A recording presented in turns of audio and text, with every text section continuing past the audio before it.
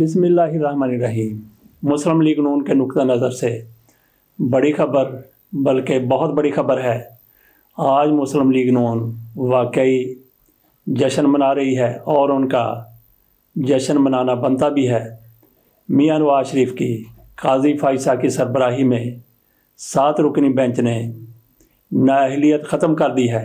मियां नवाज शरीफ साहब इस फैसले के बाद अब इलेक्शन लड़ सकेंगे और महज एक रस्म रह गई है इंतखाबात की, वो रस्म पूरी होगी तो मियां नवाज शरीफ साहब पाकिस्तान के चौथी बार वज़ीर आज़म बन जाएंगे, जिसके लिए इनको बड़ी यकीन दहानियाँ करवाई गई हैं। और मियां नवाज शरीफ साहब ख़ुद भी अपने मसल बनाते हुए इस हवाले से तैयारियां कर रहे हैं। काजी फाइसा साहब की तरफ से ये फ़ैसला 7 रुकनी बेंच जैसा कि बैठा हुआ था, सिर्फ याहिया अफरीदी ने इसकी मुखालफत की। उनके पास ना जाने क्या दलाइल होंगे। वैसे जिसकी लाठी उसकी भैंस, काजी फाइसा साहब आजकल मुकम्मल इख्तियारात में ताकत में हैं, उसको इस्तेमाल कर रहे हैं। जिस तरफ भी चाहें मामलात को ले जाएं। एक जज की तरफ से इस फैसले की मुखालफत की गई है, उससे कोई फ़र्क नहीं पड़ता, जबकि 8 जजों का ये फ़ैसला सामने आ चुका है। वो भी काजी फाइसा साहब की सरबराही में फुल कोर्ट बेंच बैठा था, 15 रुकनी बेंच। उनमें से 8 जजों ने कहा था कि जो भी हो जाए माजी से किसी फ़ैसले का इत्तलाक नहीं होगा, जो भी कानून साजी होगी, जैसा कि इस फैसले में इलेक्शन एक्ट को सामने रखा गया है और कहा गया है कि चूँकि पार्लियामेंट ने कानून साजी कर दी है, इसलिए पार्लियामेंट से हम इधर उधर नहीं जा सकते। इसी तरह का एक और भी पार्लियामेंट की तरफ से हुक्म आया। इस तरह की एक और भी पार्लियामेंट की तरफ से करारदाद आई है, वो सेनेट की करारदाद है इंतखाबात को मौखर करने की, लेकिन काजी फाइसा साहब उस पर कोई बात नहीं करेंगे। बहरहाल 8 जजों की तरफ से कहा गया था कि किसी भी कानून पर माजी से इतलाक उसका नहीं होगा, लेकिन ये काजी फाइसा साहब की अदालत है, उनकी ताकत है। बहरहाल मियां नवाज शरीफ साहब की नाअहलियत का ख़ात्मा हो गया है, रस्म एक रह गई है। तो मुस्लिम लीग नून की खुशियों में हम हायल नहीं होना चाहते। इस तरह की कोई बात हम करने से गुरेज करते जिससे मुस्लिम लीग नून वालों की किसी किस्म की दिल आज़ारी हो। बहरहाल मियां नवाज शरीफ को बहुत बहुत मुबारक, और कौम को भी मुबारक कि उनका लीडर लंदन से आया, पाकिस्तान में छाया, उसकी नाअहलियत ख़त्म हो गई, उसकी सारी सज़ाएँ ख़त्म हो गई। अब उनके लिए सिर्फ़ एक रस्म रह गई है इंतखाब की, जो 8 फरवरी को हो जाएंगे। तो मियां नवाज शरीफ साहब के गलियां हो जान सुनियाँ विच मियाँ साहब फिरें, तो मियाँ साहब आपको फिर अगले 5 साल के लिए, या कुछ लोग तो कहते हैं कि 1.5 साल के लिए, 2 साल के लिए, बहरहाल मियां नवाज शरीफ साहब को एक बार इक़्तिदार तो मिल जाएगा, यही इम्कानात नज़र आ रहे हैं।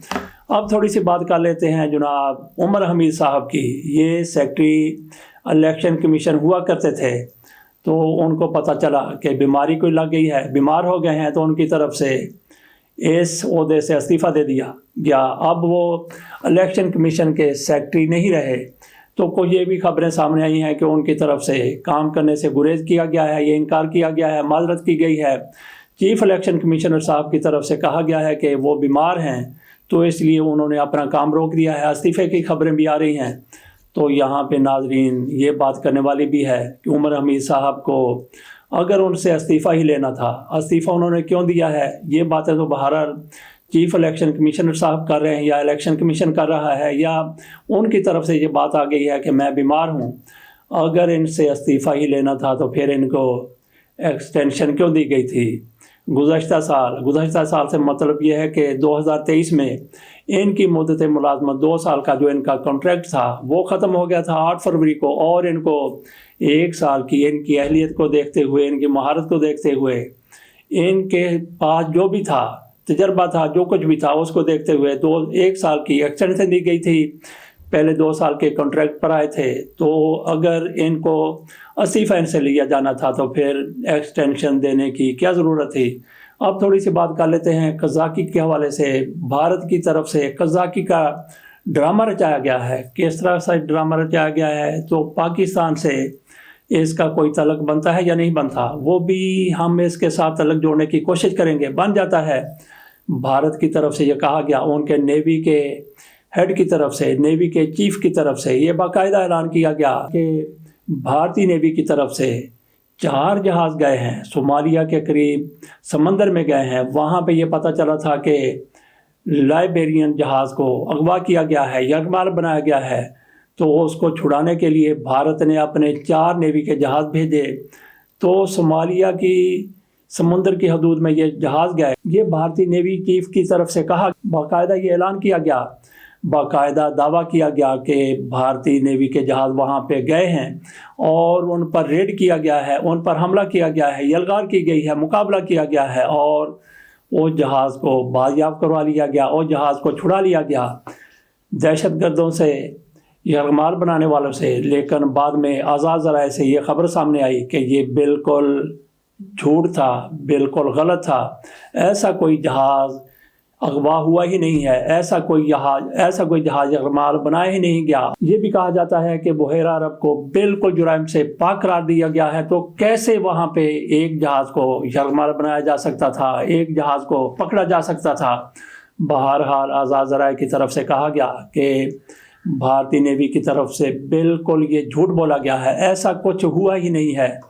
تو بات ہم نے کی کہ یہ پاکستان کے ساتھ معاملہ کیسے جڑتا ہے۔ پاکستان کے ساتھ ایسے معاملہ یہ جڑتا ہے کہ لائبیریا کا یہ جہاز تھا اور لائبیرین جہاز کو یرغمال بنایا گیا تھا، جس کو بھارت نے چھڑانے کا جھوٹا، غلط، بے بنیاد دعویٰ کیا۔ تو لائبیریا سے ہمیں یاد آ گیا کہ ہمارے ایک فاروق احمد ظہور صاحب بھی ہوئے ہیں، بلکہ اب بھی ہیں۔ انہوں نے کہا کہ فراگوگی نے میرے پاس عمران خان کی وہی گھڑی، توشہ خانہ والی گھڑی وہ بیچی تھی۔ اس سے پہلے یہی صاحب 2021 میں لائبیریا کے سفیر بنائے گئے تھے۔ لائبیریا کے سفیر کس دور میں بنائے گئے تھے؟ عمران خان کا یہ دور تھا جب یہ کہا گیا کہ ان کو لائبیریا کا سفیر بنایا گیا ہے، اور یہ صوفیہ مرزا کے شوہر بھی ہیں جن سے ان کی 2 بچیاں تھیں، علیحدگی ہو گئی، 2 بچیوں کو یہ چوری چھپے ایک فراڈ کے ذریعے دبئی لے گئے، اس خاتون کی طرف سے ان پر کیس کروایا گیا ہے، اور پھر سوئٹزرلینڈ میں، دوسرے کئی ممالک میں، ایک نہیں دبئی میں بھی ان کے خلاف کئی منی لانڈرنگ کے فراڈ کے کیس تھے۔ تو انہی کیسز کی بنا پر ان کے ریڈ وارنٹ جاری ہوئے اور پاکستان میں ان کا نام ECL پر شامل تھا۔ اس کے باوجود بھی یہ شخص پاکستان میں 2 درجن مرتبہ آیا اور چلا گیا، لیکن 2021 میں جب یہ پتہ چلا کہ یہ شخص پاکستان میں موجود ہے، اس کی جب گرفتاری کی کوشش ہونے لگی، تو اس کی طرف سے لاہور ہائی کورٹ میں جناب شجاعت علی خان صاحب کی عدالت میں یہ معاملہ لے جایا گیا کہ جناب اس کو تو لائبیریا کا سفیر بنا دیا گیا ہے، عمران خان کی حکومت تھی، تو لائبیریا کا اس شخص کو کیسے سفیر لگا دیا گیا؟ ایسا شخص جس کا ریڈ وارنٹس میں نام ہے اور جس کا پاکستان سے باہر نہیں جا سکتا، ECL میں نام ہے۔ بہرحال شجاعت علی خان صاحب کے پاس یہ معاملہ گیا، انہوں نے کہا ایک شخص جس کو حکومت پاکستان کی طرف سے لائبیریا کا یا کسی بھی ملک کا جب سفیر بنا دیا گیا ہے، تو کس طرح اس کا نام ECL پر ہو سکتا ہے اور کس طرح اس کے ریڈ وارنٹ برقرار رہ سکتے ہیں؟ تو شجاعت علی خان صاحب کی طرف سے باقاعدہ یہ حکم جاری کیا گیا کہ اس بندے کو پاکستان سے باہر جانے دیا جائے۔ اللہ بہتر جانتا ہے کہ اس نے وہ سند کہاں سے لے لی، کیسے نوٹیفیکیشن لے لیا کہ یہ لائبیریا کا سفیر بن چکا ہے، اور شجاعت علی خان صاحب کی طرف سے اس کو پاکستان سے باہر جانے کی اجازت دے دی گئی۔ اس کے بعد پتہ چلا کہ یہ بندہ تو فراڈیا ہے، مفرور ہے، اشتہاری ہے، اس طرح کے یہ کارنامے انجام دیتا رہا ہے، لیکن یہ پاکستان سے باہر جا چکا تھا۔ اور پھر اس کو استعمال کیا گیا عمران خان کے حوالے سے، گھڑی کے حوالے سے۔ اس نے کہا کہ میں نے وہ گھڑی فراگوگی سے دبئی میں خریدی ہے، جبکہ اس گھڑی کا سودا اسلام آباد میں ہوا۔ بہرحال بات ہم کر رہے تھے کہ کس طرح سے بھارتی قزاقی ڈرامہ بے نقاب ہوا اور اس کا کسی نہ کسی ذریعے سے پاکستان کے ساتھ تعلق بنتا ہے۔ بات ہم نے شروع کی تھی عمر حمید صاحب سے کہ وہ بندہ بیمار تھا، تو اس کو کس طرح سے ایکسٹینشن دے دی گئی اور اب اس کے استعفے کی بات ہو رہی ہے۔ اسی طرح سے جج ابو الحسنات جو عمران خان کے کیس کی سائفر کی سماعت کر رہے ہیں، ان کے بارے میں پتہ چلا ہے کہ ان کی طبیعت بھی بہت زیادہ خراب ہے، وہ بھی شدید علیل ہے۔ اللہ تعالیٰ ان کو صحت دے تاکہ وہ اس دوران بہت اللہ توبہ کر چکے ہوں گے۔ انہوں نے موت کو قریب سے چونکہ دیکھ لیا ہے، تو اس لیے یہ امید کی جا سکتی ہے کہ وہ صحت یاب ہو کر بالکل عین قانون کے مطابق فیصلہ کریں گے، ضمیر کے مطابق فیصلہ کریں گے، کسی دباؤ کو خاطر میں وہ نہیں لائیں گے۔ مرتضیٰ سولنگی صاحب کے حوالے سے تھوڑی سی بات کرتے ہیں۔ یہ کہہ رہے ہیں کہ عمران خان نے جیل سے جو خط لکھا ہے وہ گھوسٹ خط ہے، وہ بالکل بے بنیاد قسم کا خط ہے۔ عمران خان جیل میں بیٹھ کر خط لکھ ہی نہیں سکتے۔ اور پھر جیل خانہ جات کے آئی جی صاحب کی طرف سے کہا گیا ہے کہ ہم نے پوری تحقیقات کر لی ہیں، ہم نے بالکل چھان بین کر لی ہے کہ عمران خان باہر کوئی چیز بھیج ہی نہیں سکتے۔ جس طرح سے ہم ان سے ملنے والوں کی تلاشی لیتے ہیں، جس طرح سے سارے کا سارا ہمارا سسٹم ہے، اس سے ممکن ہی نہیں ہے کہ عمران خان کے پاس کوئی بندہ باہر سے ایسی چیز لے آئے جس پر عمران خان کچھ لکھ سکیں یا ریکارڈ کروا سکیں، یا عمران خان کے پاس ایسی کوئی چیز ہو جیل سے باہر جو جا سکے۔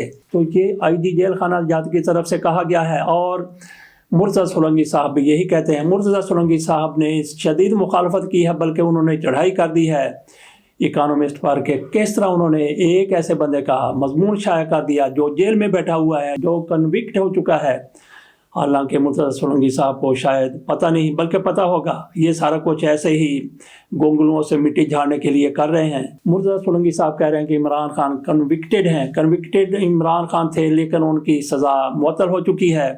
تو ویسے جیل میں بیٹھ کر لوگ ایسے لیٹر لکھتے رہتے ہیں، ایسے مضامین لکھتے رہتے ہیں۔ کچھ لوگوں کی طرف سے کہا جا رہا ہے کہ کتابیں بھی لکھتے رہتے ہیں، لیکن کتابیں اس وقت منظر عام پر آتی جب بندہ جیل سے باہر جا چکا ہوتا ہے۔ مرتضیٰ سولنگی صاحب جبکہ عمران خان ابھی جیل میں موجود ہیں، میرا نہیں خیال کہ وہاں پہ لکھنے پڑھنے پر کسی قسم کی قانونی طور پر کوئی پابندی ہے۔ بہرحال اس حکومت کی طرف سے عمران خان پر ہر ممکنہ پابندی لگائی گئی ہے۔ تو دنیا کو آئی جی خانہ جیل کیا پیغام دے رہے ہیں کہ کس طرح سے ہمارے ہاں یہ قیدیوں کے ساتھ ہوتا ہے کہ ان کے کوئی انسانی حقوق نہیں ہے، ان کے پاس کوئی ملنے کے لیے نہیں جا سکتا، ان کو کاغذ اور پین بھی دستیاب نہیں ہے۔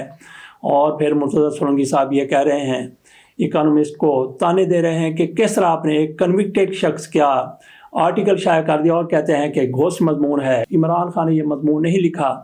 عمران خان نے اس میں صرف 3 باتیں کی ہیں۔ ایک تو انہوں نے کہا ہے کہ 9 مئی کا ایسے ہی ہمارے اوپر ڈالا جا رہا ہے۔ دوسرا انہوں نے سائفر کے حوالے سے بات کی ہے۔ تیسرا انہوں نے انتخابات میں خود کو دور رکھنے کے حوالے سے حکومتی کوششوں کی بات کی ہے، سازشوں کی بات کی ہے۔ یہ 3 باتیں عمران خان کی طرف سے خصوصی طور پر کی گئی ہیں۔ مرتضیٰ سولنگی صاحب جس طرح سے یہ بات کر رہے ہیں کہ اکانومسٹ کو یہ مضمون نہیں چھاپنا چاہیے تھا، یہ کیسی بات کر رہے ہیں مرتضیٰ سولنگی صاحب؟ یہ خود کو اپنے آپ کو ایکسپوز کر رہے ہیں۔ ان کے پاس جس طرح سے بھی مضمون پہنچ گیا، یہ کہتے ہیں کہ گھوسٹ مضمون ہے، تو کیا پھر مضمون جناب سولنگی صاحب آپ نے لکھا ہے؟ کیسے گھوسٹ ہو گیا؟ عمران خان نے مضمون لکھا ہے یا نہیں لکھا؟ اکانومسٹ میں وہ مضمون شائع ہو گیا، اور اکانومسٹ کا یہ دعویٰ ہے کہ ہمارے کہنے پر، ہماری انویٹیشن پر عمران خان نے یہ مضمون لکھا ہے۔ تو کیسے انویٹیشن عمران خان تک اندر پہنچی، اور کیسے عمران خان نے یہ آرٹیکل لکھ دیا؟ یہ ایک مسٹری ہے، اسرار ہے۔ تو اس اسرار سے، اس مسٹری سے کیسے پردہ اٹھے گا، پتہ چل جائے گا۔ لیکن مرتضیٰ سولنگی صاحب جس طرح سے دنیا کے سامنے پاکستان کو، پاکستان کی ریاست کو، پاکستان کے قوانین کو پیش کر رہے ہیں، وہ پاکستان کے قوانین کو، پاکستان کو ایک مذاق بنا کر رکھ دینے والی بات ہے۔ مرتضیٰ سولنگی صاحب بہرحال وزیر اطلاعات ہیں، تو ان کی طرف سے جو کچھ اکانومسٹ کے بارے میں کہا گیا، اکانومسٹ اس کو مذاق کے طور پر لے رہا ہے، اور کروڑوں لوگ وہ بار بار عمران خان کا مضمون ٹویٹر پر بھی لگا رہے ہیں، اور ویسے بھی اپنی ویب سائٹ پر بھی لگا رہے ہیں۔ تو اس میں کروڑوں لوگ اب تک اس مضمون کو دیکھ چکے ہیں۔ اور اب یہ بھی کہا جا رہا ہے کہ ان کی طرف سے کہا جا رہا ہے، جو عمران خان کے مخالف ہیں، جمائمہ خان باقاعدہ ٹویٹر کو پیسے دے رہی ہیں، یا کہیں بھی وہ پیسے لگا رہی ہیں، اور انہی پیسوں کی بنیاد پر عمران خان کا یہ آرٹیکل کروڑوں لوگوں کی نظروں سے گزرا ہے۔ بہرحال یہ بھی ایک مذاق ہے۔ اس کے ساتھ اجازت دیجیے، اللہ حافظ۔